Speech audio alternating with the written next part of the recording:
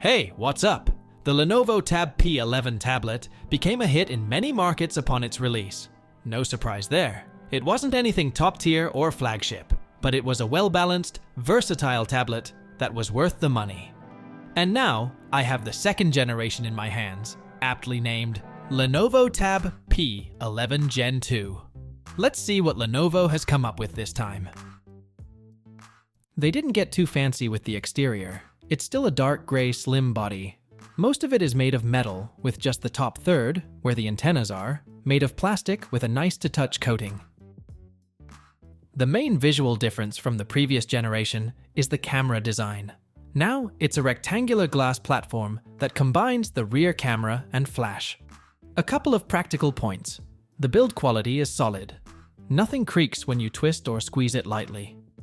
The plastic part does get a bit smudgy though. It has IP52 dust and splash protection. But of course, I'm not going to test that. Let's walk around the edges. On the top side, there are two microphones and volume control buttons. There's also a tray. Since I got the Wi-Fi version of the tablet for review, the tray is only for a microSD card up to 1 terabyte.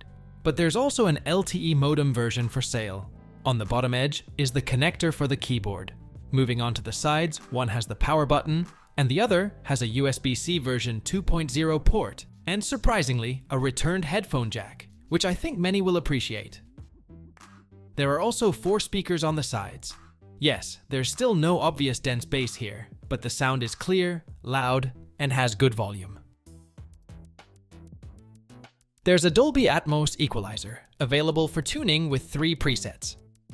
The front of the tablet hasn't changed at all. The screen is covered with Gorilla Glass 3. The bezels are relatively thin.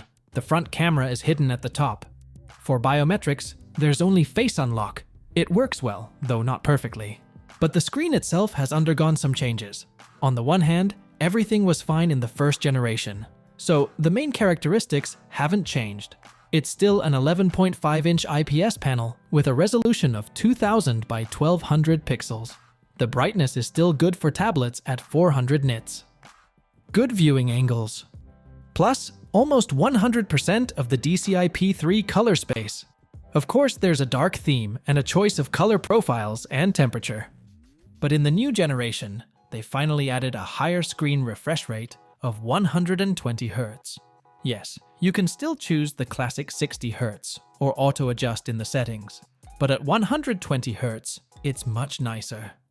In fact, for a truly complete set, the only thing missing now is support for displaying HDR content. But for that, the manufacturer already has the Pro version with an OLED screen. The hardware has also changed for the better. The practically prehistoric Snapdragon 662 has been replaced with the current hit of the budget segment, the MediaTek Helio G99. Inside, it has 2 A76 cores and 6 A55 cores. The process technology is 6 nanometers. It comes with integrated Mali G57 graphics. In my version, it came with 6 GB of RAM and 128 GB of main UFS 2.2 storage.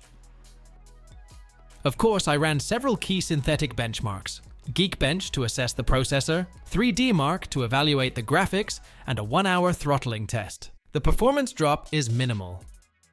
Everyday tasks are handled with ease. Games run with average performance. Yes, my favorite Asphalt 9 easily launched on high graphics settings. PUBG will also run smoothly, but for Genshin Impact, you'll have to lower the settings to at least medium.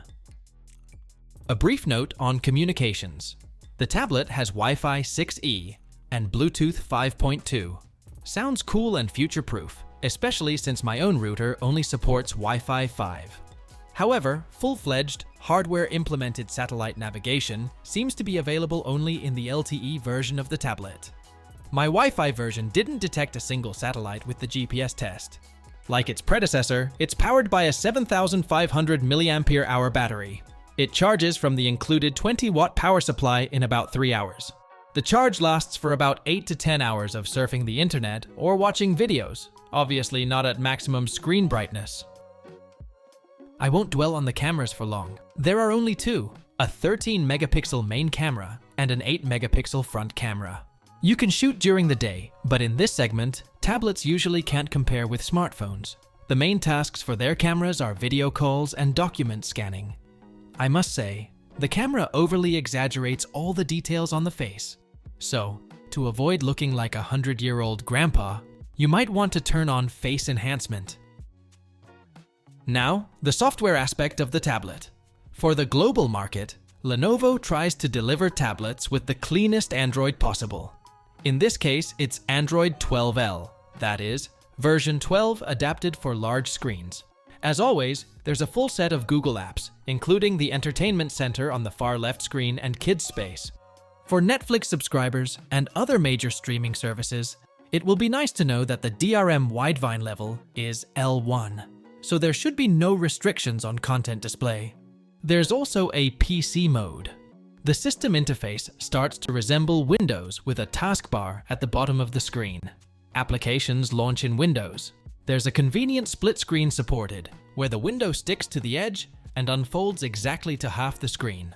For convenience, I recommend connecting a Bluetooth mouse and keyboard. For example, the Lenovo Keyboard Pack. Finally, the Tab P11 can work with the Lenovo Precision Pen 2 stylus.